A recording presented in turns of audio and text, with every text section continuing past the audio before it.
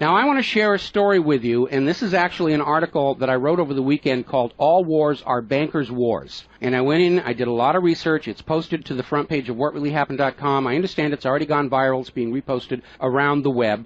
But I wanted to basically tell it to you here on the radio show. And it's a very long story. We're probably going to take the rest of the hour to do it.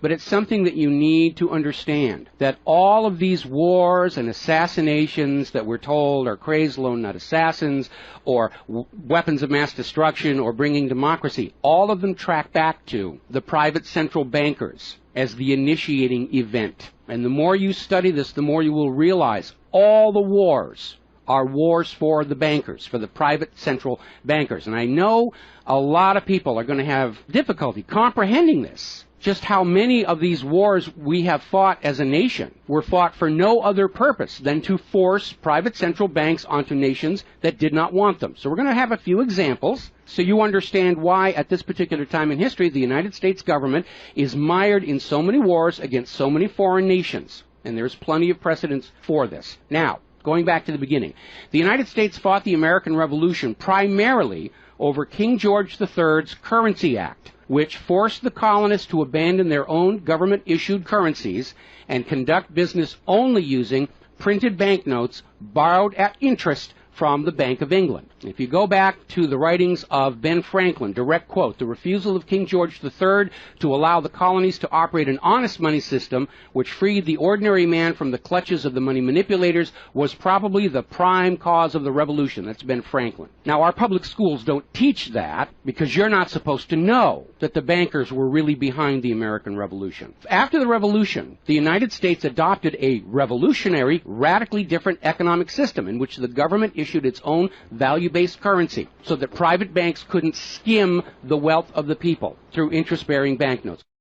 So the American Revolution was fought primarily to free the American people from King George III's Currency Act, which ordered them to conduct all business using printed banknotes borrowed at interest from the Bank of England. So the Bank of England was just, raking in wealth from the labor of the American people in exchange for ink and paper. And that fueled the anger that led to the American Revolution. Your public schools don't spend a lot of time on that, but that was really what it was all about. So the revolution was over, the United States was born, but the private bankers are nothing if not dedicated to their schemes to acquire other people's wealth, and they knew full well how easy it is to corrupt a nation's leaders. Now, just 1 year after Mayor Amschel Rothschild had uttered his infamous, "Let me issue and control the nation's money, and I care not who makes the laws," private bankers succeeded in setting up a new private central bank called the First Bank of the United States, largely through the efforts of the Rothschilds' chief supporter in the United States, Alexander Hamilton. Now, this First Bank of the United States was founded in 1791,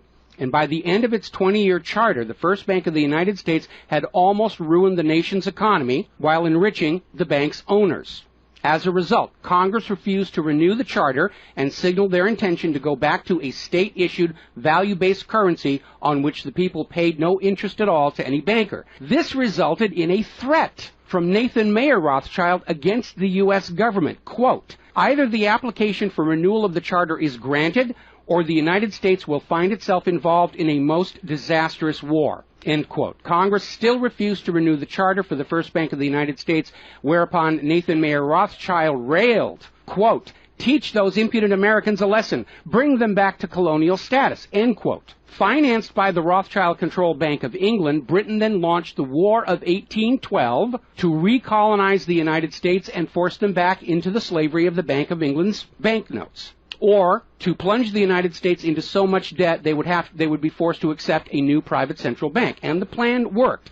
Even though the United States won the War of 1812, Congress was forced to grant a new charter for yet another private bank, issuing the public currency as loans at interest, the Second Bank of the United States. Once again, private bankers were in control of the nation's money supplied and cared not who made the laws or how many British or American soldiers had to die for it. So once again, the nation was plunged into debt, unemployment, poverty by the predations of the private central bank, and in 1832, Andrew Jackson successfully campaigned for his second term as president under the slogan, "Jackson and no bank." True to his word, Jackson succeeded in blocking the renewal of the charter for the Second Bank of the United States of America. And this was where that famous quote came from Andrew Jackson. Quote, "Gentlemen, I too have been a close observer of the doings of the Bank of the United States. I have had men watching you for a long time, and I am convinced that you've used the funds of the banks to speculate in the breadstuffs of the country. When you won, you divided the profits amongst you, and when you lost, you charged it to the bank. You tell me that if I take the deposits from the bank and annul the charter, I shall ruin 10,000 families. That may be true, gentlemen, but that is your sin. Should I let you go on, you will ruin 50,000 families, and that would be my sin. You are a den of vipers and thieves. I've determined to rout you out, and by the eternal God, I will rout you out. End quote. Andrew Jackson. Shortly after the charter for the Second Bank of the United States expired, there was an assassination attempt on Andrew Jackson, and it failed when both pistols used by the assassin, Richard Lawrence, failed to fire. Later on, Lawrence explained the motive for the assassination by saying that with President Jackson dead, money would be more plenty. So it was an assassination motivated by the interests of the bankers.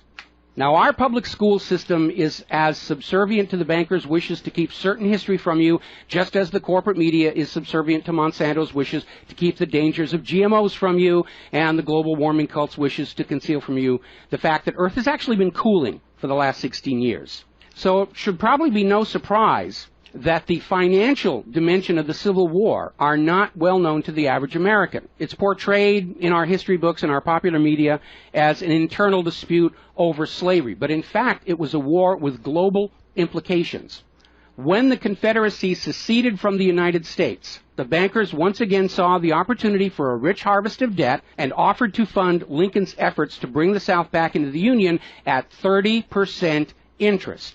Lincoln remarked that he would not free the black man by enslaving the white man to the bankers, and using his authority as president, issued a new government currency, the greenback. This was a direct threat to the wealth and power of the central bankers, who quickly responded. This is a quote from the London Times following Lincoln's issuance of the greenbacks. Quote, "If this mischievous financial policy, which has its origin in North America, shall become indurated down to a fixture, then that government will furnish its own money without cost. It will pay off debts and be without debt. It will have all the money necessary to carry on its commerce. It will become prosperous without precedent in the history of the world. The brains and wealth of all countries will go to North America. That country must be destroyed, or it will destroy every monarchy on the globe." So, goaded by the private bankers, much of Europe supported the Confederacy against the Union, with the expectation that victory over Lincoln would mean the end of the greenback. France and Britain seriously considered an outright invasion on the United States in support of the Confederacy, but they were held at bay by Russia. A little bit of history most Americans don't understand. Russia came to the aid of Lincoln's Union during this crisis. Now, at that time, Russia had just ended their serfdom system, and they had a state central bank similar to the system the United States had been founded on. Now, free of European intervention, the Union won the war, and Lincoln announced his intention to go on issuing the greenbacks. Following Lincoln's assassination, the greenbacks were pulled from circulation, and the American people forced to go back to an economy based on banknotes borrowed at interest from the private bankers. So finally, in 1913, the private central bankers of Europe, in particular the Rothschilds of Great Britain, the Warburgs of Germany, met with their American financial collaborators on Jekyll Island, Georgia, to form a new banking cartel with the express purpose of forming the Third Bank of the United States, with the aim of placing complete control of the United States money supply once again under the control of private bankers. Owing to hostility over the previous banks of the United States, the name of this third bank was changed to the Federal Reserve, in order to grant the new bank a quasi-governmental image. But in fact, it is a privately owned bank. It's no more federal than Federal Express. In fact, last year, the Federal Reserve successfully rebuffed a Freedom of Information lawsuit by Bloomberg News on the grounds that as a private banking corporation, and not actually a part of the U.S. government, the Freedom of Information Act did not apply to the operators of the Federal Reserve. So 1913 proved to be a transformative year for the nation's economy. First, with Congress' passage of the 16th Income Tax Amendment and the false claim it had been ratified. Here's another direct quote. "I think if you were to go back and try and find and review the ratification for the 16th Amendment, which was the internal revenue, the income tax, I think if you went back and examined that carefully, you would find that a sufficient number of states never ratified that amendment," end quote. That's U.S. District Court Judge James C. Fox in Sullivan versus United States, 2003. Later that same year, 1913, and apparently unwilling to risk another questionable amendment, Congress passed the Federal Reserve Act over the Christmas holiday in 1913, while members of Congress opposed to the measure were at home. This was a very underhanded deal, as the Constitution explicitly vests Congress with the authority to issue the public currency, does not authorize its delegation, and thus would have required a new amendment to transfer that authority to a private bank. But pass it, Congress did, and President Woodrow Wilson signed it as he promised the bankers he would in exchange for generous campaign contributions. Now, President Wilson later regretted that decision. You've probably heard this quote before, but you're going to get it again. Quote, "I am a most unhappy man. I have unwittingly ruined my country. A great industrial nation is now controlled by its system of credit. We are no longer a government by free opinion, no longer a government by conviction and the vote of the majority, but a government by the opinion and duress of a small group of dominant men." That was Woodrow Wilson writing in 1919. Now, 1 year after the passage of the Federal Reserve Act, World War I started, and it is important to remember that prior to the creation of the Federal Reserve, there was no such thing as a world war. Now, World War I actually started between Austria, Hungary, and Serbia, but quickly shifted to focus on Germany. Why Germany? They didn't start the war. Why was Germany the villain in World War I? Well, the real reason was their industrial capacity was seen as an economic threat to Great Britain. Great Britain's pound was already in decline at the time because too much economic emphasis was on banking and finance, and not enough was on agricultural development, industrial development, and infrastructure. It's very much like the situation we have in the United States right now. All the financial operatives, they want to play the Wall Street games, and other parts of the economy are being neglected. We've lost a great deal of our manufacturing. We're not the agricultural exporter we used to be because everybody's over there at Wall Street playing in that giant open-air casino. Now, pre-war Germany did have a private central bank, but it was under strict control by the German government to keep inflation at reasonable levels and to make sure that all of the German economy was being properly funded, just like Putin did with their central bank about a month ago. Under government control by the German government, investment was guaranteed to internal economic development, and as a result, Germany had become a major manufacturing technological power. They were exporting products that Great Britain could not compete with. So in the media of the day, Germany was portrayed as the main opponent of World War I. And not just defeated, it was flattened. Now, following the Treaty of Versailles, Germany was ordered to pay the war costs of all the participating nations, even though Germany had not started that war. This amounted to 3 times the value of all of Germany itself. Germany's private central bank, to which the German government had gone deeply into debt to pay the cost of the wars, was allowed to break free of government control. That led to the massive inflation of the Weimar Republic, followed, permanently trapping the German people in endless debt. And money speculators were running rampant, and it led to these situations where you had literally a whole basket full of paper notes to get a loaf of bread. Now, when the Weimar Republic collapsed economically, it opened the door for the National Socialists to take power. Their first financial move was to issue their own state currency, which was not borrowed from private central banks. It was based on a unit of value, not a unit of debt. Freed from having to pay interest on the money in circulation, Germany blossomed and quickly began to rebuild its industry. It was an amazing transformation to see. The media called it the German miracle. Time magazine lionized Hitler for the amazing improvement of life for the German people and the explosion of German industry, and they even named him Time magazine's Man of the Year in 1938. And then once again, Germany's prosperity and freedom from a private central bank loaning the public currency at interest became a threat to other nations and other powers. I have a couple of quotes here from Winston Churchill that tells you what was really going through the minds of Europe in the years leading up to World War II. Quote, "Should Germany merchandise again," which means do business, "should Germany merchandise again in the next 50 years, we have led this war, World War I, in vain." That was Winston Churchill writing in the Times in 1919. Another quote, "We will force this war upon Hitler if he wants it or not," end quote. Winston Churchill in a 1936 radio broadcast. Quote, "Germany becomes too powerful. We have to crush it," end quote. Winston Churchill in November 1936 speaking to U.S. General Robert Wood. Quote, "This war is an English war, and its goal is the destruction of Germany." Winston Churchill, autumn 1939 broadcast. So it was all about economics and profitability. Now, Germany's state-issued value-based currency was also a direct threat to the wealth and power of the private central banks around the world. And as early as 1933, they started to organize a global boycott against Germany to strangle this upstart ruler who thought he could run his nation without a private central bank. Now, as had been the case in World War I, Great Britain and other nations threatened by Germany's economic power looked for an excuse to go to war. And as public anger in Germany grew over the boycott, Hitler foolishly gave them that excuse. Years later, in a spirit of candor, the real reasons for the war were made clear. Quote, "The war wasn't only about abolishing fascism, but to conquer sales markets.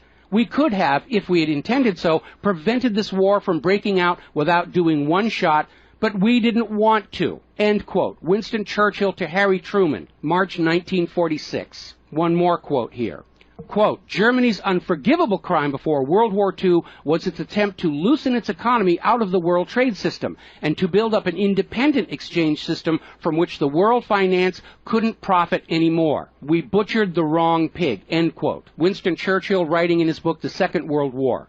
Now, a little side note, we're going to actually step back in time to the years before World War II. A little bit of history a lot of Americans are still completely unaware of. And it involves a gentleman by the name of Marine Corps Major General Smedley Butler. In 1933, Wall Street bankers and financiers had bankrolled the successful rise to power of Hitler and Mussolini. Brown Brothers Harriman in New York, and they're still there. I saw them when I was there for the 9/11 anniversary. They were financing Hitler right up to the day war was declared with Germany. And these Wall Street financiers decided that a fascist dictatorship in the United States, based on the one Mussolini had in Italy, was going to be far better for their business interests than Roosevelt's New Deal, which threatened massive wealth redistribution to recapitalize the working and middle classes of America. So the Wall Street tycoons recruited General Butler to lead the overthrow of the U.S. government and install a Secretary of General Affairs who would be answerable to Wall Street and not the people, would crush social unrest and shut down all the labor unions. General Butler pretended to go along with the scheme, but then exposed the plot to Congress.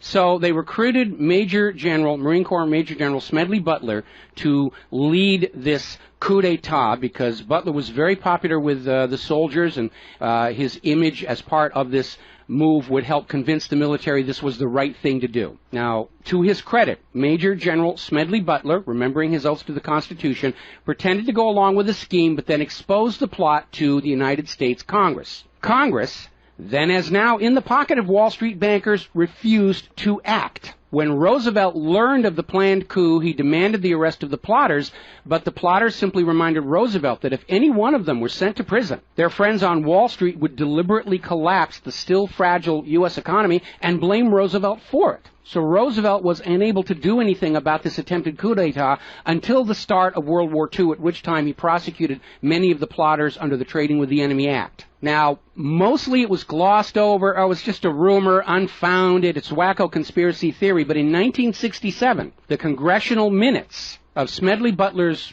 revelation to Congress of the coup were finally released to the public. You ever see this movie 7 Days in May, Kirk Douglas and Burt Lancaster, about an attempted military takeover of the United States of America? It was based loosely on this story. But of course in the movie, the bankers being behind the Burt Lancaster character was completely removed from the script here. Now, Smedley Butler is also famous for writing a work called War is a Racket. And I would like to read you a quote from that. Quote, "I spent 33 years and 4 months in active military service as a member of our country's most agile military force, the Marine Corps. I served in all commissioned ranks from second lieutenant to major general. And during that period, I spent more of my time being a high-class muscle man for big business, for Wall Street, and for the bankers. In short, I was a racketeer, a gangster for capitalism. I suspected I was just part of a racket at the time. Now I'm sure of it. Like all members of the military profession, I never had an original thought until after I left the service. My mental mental faculties remained in suspended animation while I obeyed the orders of the higher-ups. This is typical with everyone in the military service. Thus, I helped make Mexico and especially Tampico safe for American oil interests in 1914. I helped make Haiti and Cuba a decent place for the National City Bank boys to collect revenues in. I helped in the raping of half a dozen Central American republics for the benefit of Wall Street. The record of racketeering is long. I helped purify Nicaragua for the International Banking House of Brown Brothers in 1909 through 1912. I brought light to the Dominican Republic for American sugar interests in 1916. In China in 1927, I helped see to it that the Standard Oil went its way unmolested. During those years, I had, as the boys in the back room would say, a swell racket. I was rewarded with honors, medals, and promotion. Looking back on it, I feel I might have given Al Capone a few hints. The best he could do was operate his racket in 3 city districts. I operated on 3 continents. General Smedley Butler, former U.S. Marine Corps Commandant, and he wrote that in 1935. So, now moving forward here. As president, John Fitzgerald Kennedy understood the predatory nature of private central banking. He understood why Andrew Jackson fought so hard to end the Second Bank of the United States.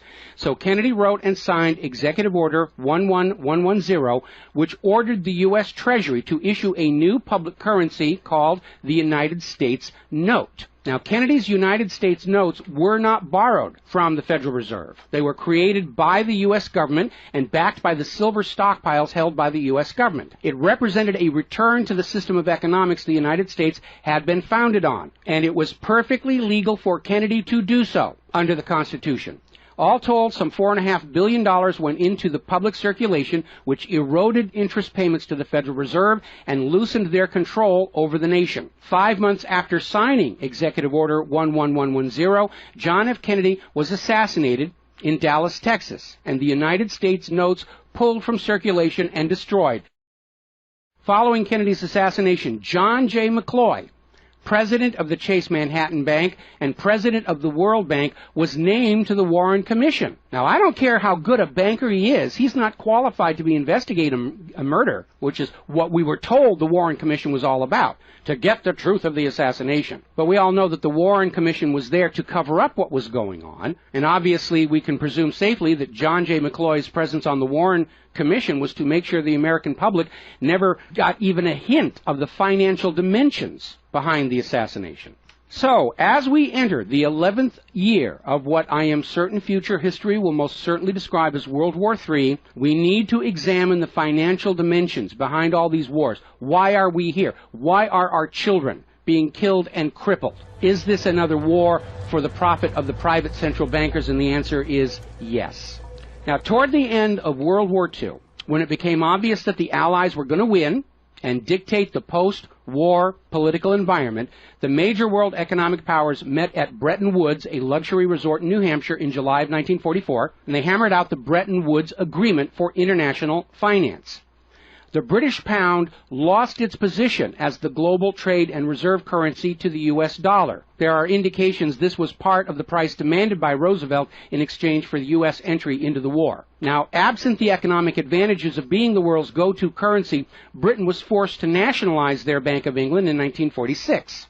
The Bretton Woods Agreement, ratified in 1945, in addition to making the dollar the global reserve and trade currency, obligated the signatory nations to tie their currencies to the dollar. The nations that ratified Bretton Woods did so on 2 conditions. The first was that the Federal Reserve would refrain from overprinting the dollar, basically as a means to loot real products and produce from other nations in exchange for ink and paper. It basically was an imperial tax imposed by the U.S. economic system on the rest of the world. That assurance of no overprinting was supposedly backed up by the second requirement, which was that the U.S. dollar would always be convertible back to gold by the U.S. government at $35 an ounce. Now, of course, the Federal Reserve, being a private bank and not answerable to the U.S. government, did in fact start overprinting paper dollars, which were sent to other nations around the world, and under Bretton Woods, they had to send back products and produce and raw materials at full value. And much of the perceived American prosperity of the 1950s and 60s was the result of these foreign nations having to send real raw materials, goods, produce, back to the United States in exchange for these little pieces of paper with ink all over them, because they were forced to accept these paper notes as being worth $35 per ounce of gold. Then in 1970, France started looking at this huge pile of printed paper notes sitting in their bank vaults, for which real French products like wine and cheese had been traded, and it notified the United States government that they would exercise their option under Bretton Woods to return all those paper notes for gold at the agreed-upon $35 per ounce exchange rate. The problem was the United States had nowhere near the gold to redeem all those paper notes. So on August 15, 1971, Richard Nixon temporarily, nudge, nudge, wink, wink, say no more, suspended gold convertibility of the U.S. Federal Reserve notes.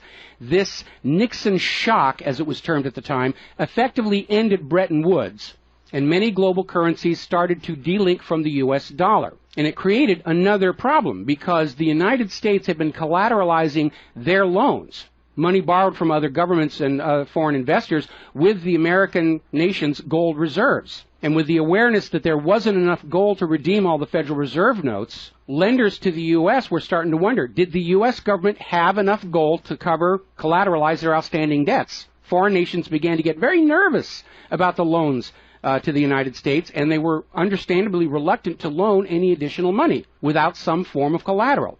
So what Richard Nixon did is he founded the environmental movement with the EPA and its various programs like wilderness zones and roadless areas and heritage rivers, wetlands, and all these other little different programs, which all took vast areas of public lands and made them off limits to the American people, who are technically the owner of all those lands. But Nixon had no concern for the environment, and the real purpose of this land grab, under the guise of the environment, was to pledge those pristine lands and their vast mineral resources as collateral on the outstanding national debt. The multitude of all these different programs was simply to conceal the scale of the land grab and collateralization of the American people's heritage. And it actually today covers almost 25% of the entire nation, is now locked up by these EPA programs and pledged as collateral on government borrowing.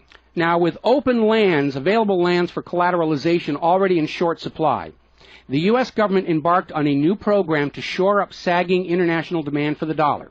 The United States approached the world's oil-producing nations, mostly in the Middle East, and offered them a deal. In exchange for only selling their oil for dollars, the United States would guarantee the military safety of those oil-rich nations. The oil-rich nations would agree to spend and invest their U.S. paper dollars inside the United States, particularly in U.S. Treasury bonds, which would be redeemable through future generations of U.S. taxpayers. The concept was labeled the petrodollar. In effect, the United States, no longer able to back the dollar with gold, was now backing it with oil, other people's oil. And that necessity to keep control over those oil nations to prop up the dollar has dominated America's foreign policy in the region ever since. But as America's manufacturing and agriculture has declined, the oil-producing nations faced a dilemma. Like France, they've got piles and piles of these paper notes and treasury bonds piling up in their vaults, and there really wasn't all that much except real estate they wanted to buy from the United States of America. Europe's cars and aircraft were superior and less costly. In more recent times, America's experiment with GMO food crops has led a lot of nations to simply avoid buying U.S. agricultural exports. Israel's constant belligerence against its neighbors has caused the oil-producing nations to wonder if the U.S. could actually keep their end of the petrodollar arrangement. So oil-producing nations started to talk of selling their oil for whatever currency the purchasers wanted to pay. Iraq, already somewhat hostile to the United States following Desert Storm, demanded the right to sell their oil for euros in 2000. In 2002, the United Nations agreed that Iraq had a right to sell their oil for euros under the Oil for Food program. 1 year later, 2003, the United States reinvaded Iraq, lynched Saddam Hussein, and placed Iraq's oil back on the world market, only available for U.S. dollars.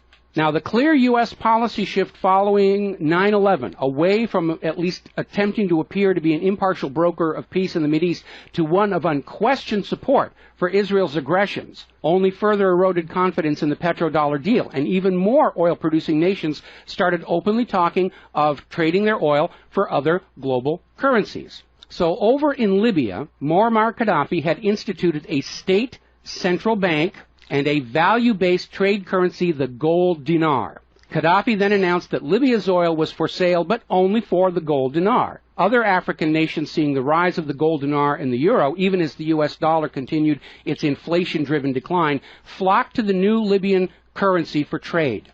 This move had the potential to seriously undermine the global hegemony of the dollar. French President Nicolas Sarkozy reportedly went so far as to call Libya a threat to the financial security of the world. So the United States invaded Libya under the guise of supporting a popular rebellion. They brutally murdered Gaddafi, apparently because the object lesson of Saddam's lynching had not been enough of a message, imposed a private central bank, and returned Libya's oil output to dollars only. The gold that was supposed to be made into the gold dinars, as of the last report I could find, unaccounted for. Now, according to General Wesley Clark, the master plan for the dollarification of the world's oil nations included 7 targets: Iraq, Syria, Lebanon, Libya, Somalia, Sudan, and Iran. Venezuela, which has started selling their oil to China for the yuan, seems to be a late addition. What is notable about those original 7 nations targeted by the U.S. is that none of them are members of the Bank of International Settlements. This is the private central banker's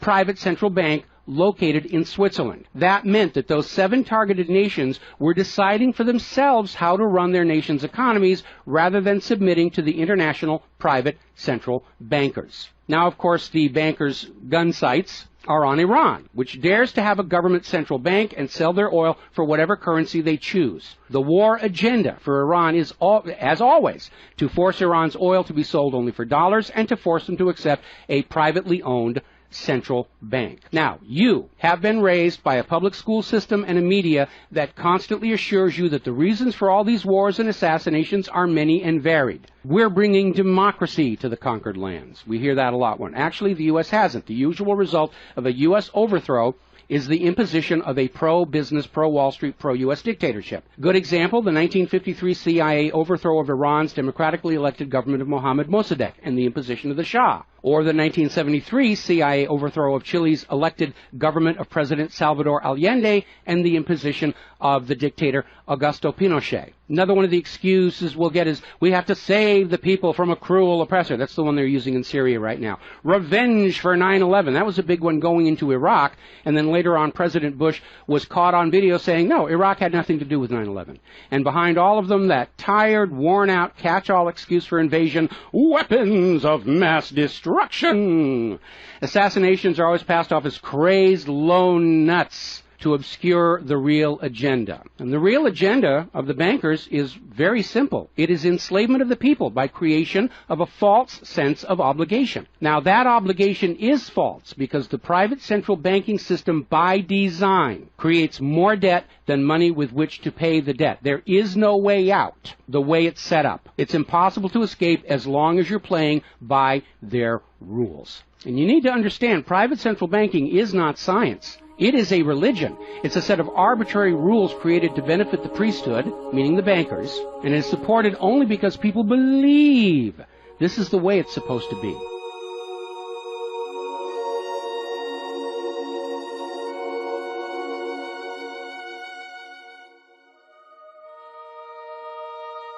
It is a religion. It's a set of arbitrary rules created to benefit the priesthood, meaning the owners of the private central banks.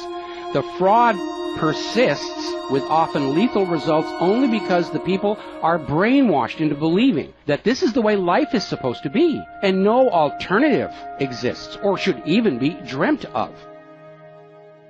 Now, this same approach, the same brainwashing, was true of 2 earlier systems of enslavement, rule by divine right and slavery, both systems built to trick people into obedience, and both now recognized by modern civilization as illegitimate. So now we are on the verge of a new era in history where we will recognize that rule by debt, rule by private central bankers issuing the public currency as a loan at interest is equally illegitimate. It only works as long as people allow themselves to believe that this is the way life is supposed to be. But you need to understand something that's the core of the issue. Private central banks do not exist to serve the people, the community, or the nation. Private central banks exist to serve their owners, to make them rich beyond the dreams of Midas, and all for the cost of ink, paper, and the right bribe to the right official, and the occasional assassination. But behind all these wars and all these assassinations, the 100 million plus horrible deaths from all of these wars, lies a single policy of financial dictatorship. The private central bankers only allow rulers to rule, only on the promise that the people of a nation be enslaved to the private central banks. Rulers who do not go along with that will be killed, their nation invaded by those other nations still enslaved to the private central banks. The bankers themselves don't fight these wars. Their children are not in these wars. A nation tries to break free of the private central bankers like Libya. All the other nations under the bankers' control pile on and destroy them. This so-called clash of civilizations you are being told about by the corporate media, it's really a war between banking systems, with the private central bankers forcing themselves onto the rest of the world, no matter how many millions must die for it. The constant hate-mongering against Muslims you see in the corporate media lies in a simple fact. Like the ancient Christians, prior to the Knights Templars, Muslims forbid usury or the lending of money at interest because they saw in ancient times, like Rome, how these banking practices could destroy an entire society. And that is the reason our government media insists that Muslims have to be hated and killed and converted. They refuse to submit to currencies loaned at interest. They refuse to be debt slaves. That makes them a threat to the natural order of the world, the new world order of global fascist dictatorship. So, off to war your children must go to spill their blood for the money junkies' gold. We barely survived the last 2 world wars. Now we're going into the third one in the nuclear bioweapon age. That is very dangerous. We have to ask ourselves, are the private central bankers willing to risk incinerating the whole planet to feed their greed? Apparently so. You as parents, as siblings, as spouses, need to ask yourself, do you really want to see your loved ones in uniform, killed and crippled, all for a bank balance sheet? But the whole point of this article, the whole point of what I'm sharing with you today, and this is all history, you can go out and hunt it down for yourself. Behind all the flag waving, behind all the propaganda, behind the crazed lone nut assassins, weapons of mass destruction, all of the modern wars this nation have fought are wars by and for the private bankers, fought and bled for by third parties unaware of the true reason they're expected to gracefully accept being killed and crippled for. And the process is quite simple. We've explained it before on this show. As soon as the private central bank issues its currency as a loan at interest, the public is forced deeper and deeper into debt. When the people are reluctant to borrow anymore, that's when the Keynesian economists demand the government borrow more to keep the pyramid scheme working. When both the people and the government refuse to borrow anymore, that is when the large wars get started, to plunge everyone even deeper to debt to pay for the war, and then after the war to borrow even more to rebuild. And when these horrible wars are over, the ordinary people have basically what they had before the war, except their graveyards are a lot larger, and everyone is in debt to the private bankers for the next century. That is why Brown Brothers Harriman in New York was funding the rise of Adolf Hitler, because war is the bankers' richest harvest. We all need to recognize this is what all these wars have been about. Private central banking, enlarging their domain, imposing their will on nations that do not want it, imposing their system on the rulers of nations who do not want it. Bribery, blackmail, assassination, they will do anything to maintain their stranglehold on the productivity of the world's people. And as long as private central banks are allowed to exist, inevitably, as the night follows the day, there will be poverty, hopelessness, millions of deaths in endless world wars until the earth itself is sacrificed in flames to Mammon. The path to true world peace lies in the abolishment of all private central banking everywhere, and a return to the state-issued, value-based currencies that allow nations and people to become prosperous through their own labor and development and efforts. Now, I mentioned the Knights Templars.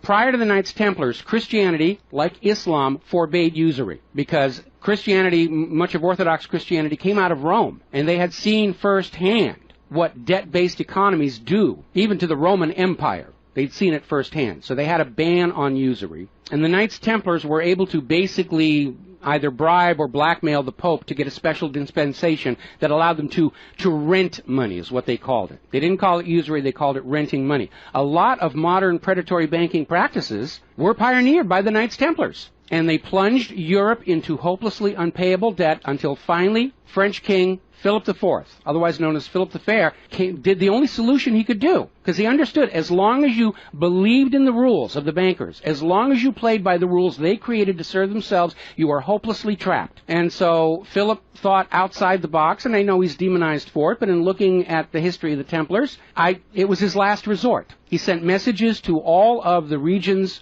in France, secret orders on the same time, in the same moment, on the same day. All of the Templars were arrested, and their commanderies, which is what they called their banks, were broken into, looking for looted wealth. They didn't find a lot of it. It was a paper empire, just like the Federal Reserve is. It's all based on paper. There's nothing of any real value there. It's all paper notes. And he sent the Templars to prison and execution, except for Scotland and Portugal, where the Pope and King Philip IV really didn't have a lot of control. I think that the governments of the world, looking at the situation, looking how close we are to seeing this current world conflict emerge into a full-blown global thermonuclear war, that maybe they need to start thinking about the wisdom of King Philip the Fair and say it's time to simply grab all these private central bankers all at the same time so they can't simply skedaddle from one nation to another and come back and try the same thing again, as they will inevitably do, because these people are addicts. They're hopelessly addicted to other people's money. That's why we call them money junkies. When we see somebody who's addicted to cocaine or methamphetamine or heroin, and we can easily see how they're destroying their home and community around them. Now we need to look at these money addicts and look at how they're destroying the entire world around them. And it's time for an intervention. It's time for us to become private central banking heretics, to stop believing that this is the way life is supposed to be, because it isn't. It isn't even the way the United States was actually started. And they're trying as hard. Look at